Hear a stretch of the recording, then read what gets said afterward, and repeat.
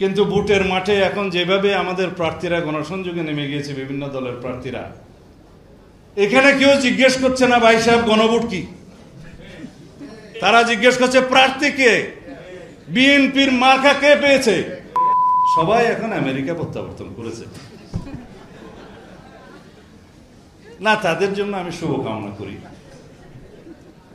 অবশেষে তারা তাদের দায়িত্ব যেভাবেই হোক শেষ করে নিষ্কৃতি পেয়েছে। কিন্তু এখানে একটা গুরুত্বপূর্ণ বিষয়, জাতীয় ঐকমত্য কমিশনের সভাপতি খোদ প্রফেসর ইউনূস সাহেব, অন্তর্বর্তী সরকারের মাননীয় প্রধান উপদেষ্টা,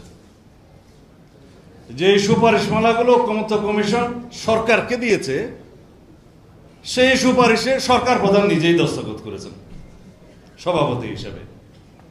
এখানে হচ্ছে ক্ল্যাশ অফ ইন্টারেস্ট, যে বাস্তবায়ন করবেন আপনি আর সুপারিশও করলেন আপনি সভাপতি হিসেবে। কিন্তু আপনাদের মনে যা ছিল তা আপনারা সুপারিশের মধ্যে প্রকাশ করে দিয়েছেন, সেই জন্য ধন্যবাদ। কিন্তু এই গণভোটের কি আসলেই কোনো প্রয়োজন ছিল? এই গণভোটের মধ্য দিয়ে কি আইন প্রণীত হয়ে যাবে? এই গণভোটের মধ্য দিয়ে কি সংবিধান পরিবর্তিত হয়ে যাবে? এবং গণভোটের এই প্রস্তাবের সাথে সবাই রাজি হলো, কিন্তু সকালবেলা ভোরে উঠে একটি দল বলল যে এটা আগে হতে হবে গণভোট। কেন? রাজনীতিতে আমি লাল জামা পরবো কালো জামা পরবো না এরকম মনে মনে সুখ পাওয়ার তো কোনো বিষয় নাই। এটাকে বাধাগ্রস্ত করে, প্রশ্নবিদ্ধ করে, নিত্য নতুন বিভিন্ন রকমের ইস্যু সৃষ্টি করে, কোনো সময় ঘি দিয়ে তৈলাক্ত করার যে বয়ান দিচ্ছেন, এগুলো শোভনীয় নয়।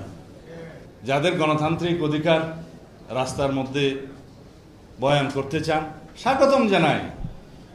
কিন্তু ভোটের মাঠে এখন যেভাবে আমাদের প্রার্থীরা গণসংযোগে নেমে গিয়েছে, বিভিন্ন দলের প্রার্থীরা, এখানে কেউ জিজ্ঞেস করছে না ভাই সাহেব গণভোট কি, তারা জিজ্ঞেস করছে প্রার্থীকে, বিএনপির মার্কা কে পেয়েছে সেটা জিজ্ঞেস করছে। কারণ মানুষ জানে এই দেশের গণতন্ত্রের বিকল্প নাম হচ্ছে বিএনপি।